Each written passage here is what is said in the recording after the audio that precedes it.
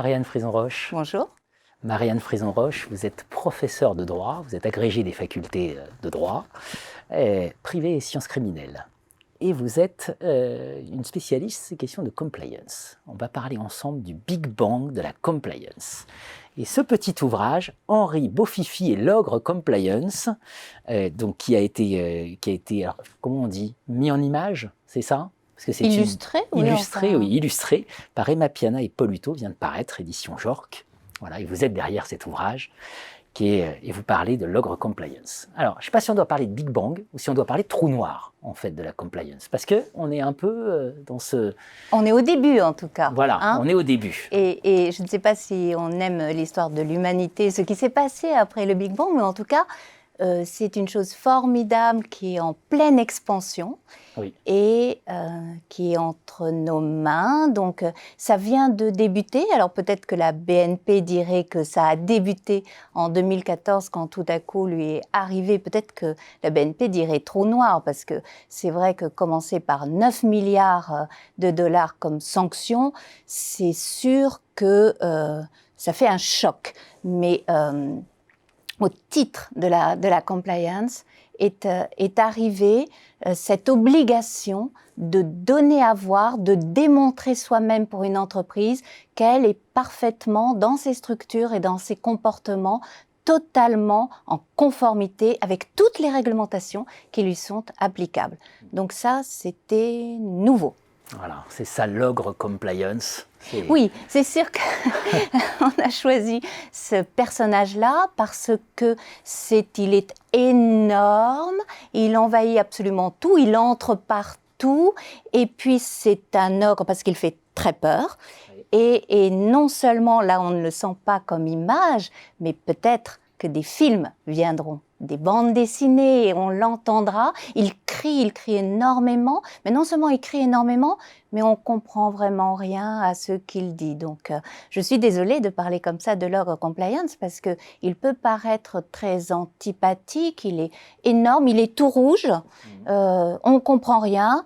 Enfin, on comprend une chose, c'est qu'il dit à tout le monde qu'il va nous mettre tous dans des cages. Bon, il n'y a pas que lui comme personnage dans les aventures de l'ogre compliance. Non, il y a notamment Henri et Beaufify. Il y a Henri et Beaufify, et heureusement, il y a Beaufify. Alors, on va en parler. Avant d'aller plus loin, donc vous êtes professeur à Sciences Po. Oui. Vous venez de publier pour une Europe de la compliance, enfin vous avez dirigé, puisque c'est le Journal of Regulation and Compliance, traduit en anglais par Compliance Tools, voilà, et donc publié chez Dalloz en français. Alors la compliance, pour rentrer un peu dans cet effet de l'ogre compliance, pour faire simple, ça renvoie à tout cet univers qu'ont découvert bon nombre de dirigeants de par le monde. C'est-à-dire, un peu estomaqué, le droit américain est extraterritorial. Ça veut dire qu'il envahit tout, il s'infiltre partout, et donc si vous envoyez un mail, ou si on met la main sur un mail, où on peut montrer qu'il y a une tentative de corruption ou quelque chose comme ça, vous finissez comme notre cher ancien responsable d'activité chez Alstom, là, vous finissez en prison aux États-Unis. Vous finissez dans une cage, voilà. C'est souvent comme ça que c'est perçu. Je comprends qu'au début, ça fasse peut-être un choc. Un peu peur. Mais disons peut-être maintenant, on pourrait passer à la phase suivante, parce que depuis le Big Bang, disons que l'être humain a réussi à apprivoiser, à construire des cahutes, à aménager les forêts, à construire des villes, et peut-être que maintenant on pourrait civiliser l'ogre compliance. Et maintenant, il faut que les entreprises arrivent à se remettre de la terreur dans laquelle elles sont, et qu'on arrête peut-être de limiter la compliance à cette partie si négative, uniquement perçue comme une sanction, comme une menace, comme venant de très très loin, que seraient les États-Unis, qui peut-être ne sont pas si étrangers par rapport à nous. Et si les entreprises ne mettent pas toute leur force à résister au droit de la compliance, mais voient toutes les potentialités, notamment au regard de la construction européenne, alors elles en auront tout le profit. C'est un véritable plaidoyer pour une branche du droit nouvelle, et une véritable stratégie du droit. C'est ça, finalement, que vous proposez. C'est ça.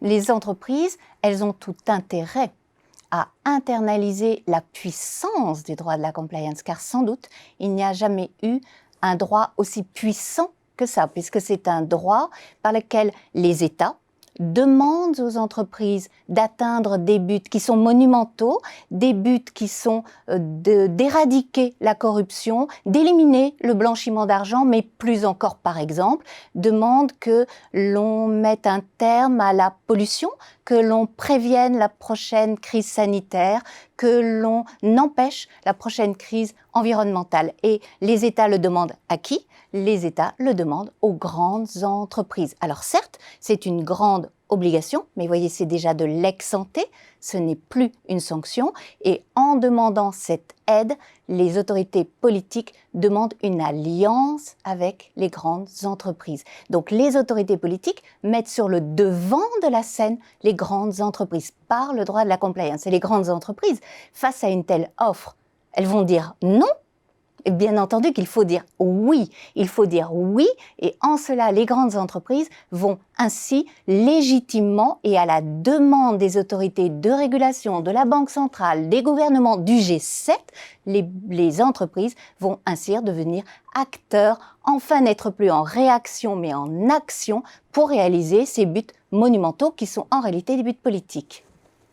Eh bien, pour rentrer dans le détail de ce Big Bang et de la manière dont on peut s'en saisir pour transformer la menace en opportunité, pour faire simple, on va creuser ensemble dans le cadre d'une autre émission. Merci Marianne Frison-Roche. Je vous en prie.